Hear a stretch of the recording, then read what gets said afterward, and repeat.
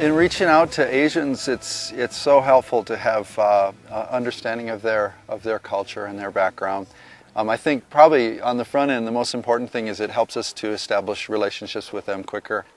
Relationships are so key in Asian culture, and if you can avoid blunders and move forward more smoothly in relationship building, it lends to getting to more important discussions. In our ministry, we've found that the fact that we can communicate fluently in the Chinese language really speeds up the process of building friendships. Students from the very beginning, I think, realize that our interest in them is not superficial or flighty, because we've invested a considerable amount of our time and energy to learn their language and become familiar with their culture. They can see our love for their culture. And so that helps us to move into friendship with them and more quickly into discussion about matters of importance in life. It's essential that we understand where the people that we're trying to reach are coming from. And so we have to understand their background. Most of the people we're working with were raised in an atheistic background. And so we have to assume they don't believe in a creator God. And we've got to start there in our discussions with them as we talk with them about issues of life and meaning. It's helpful to begin to help them to question their atheism.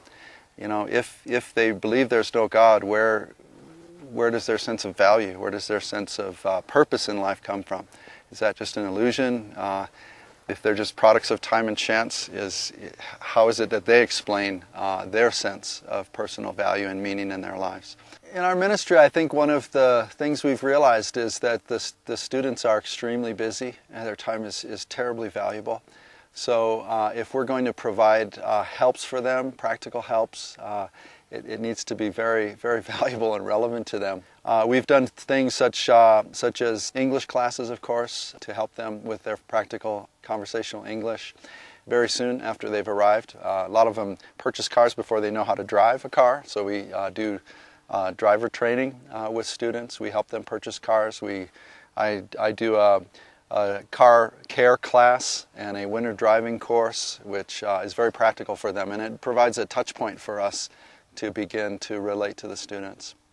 I firmly believe that what we're seeing happening is a work of God. God is allowing this movement of scholars, particularly from different parts of the world, to come to the West and to pursue education. I believe He has a purpose in it. In Athens, Paul was talking to the people there, and he said that from one man, God created every nation of men, and that He determined the set times and the exact places where they should live for a purpose, so that some of them might seek Him and find Him.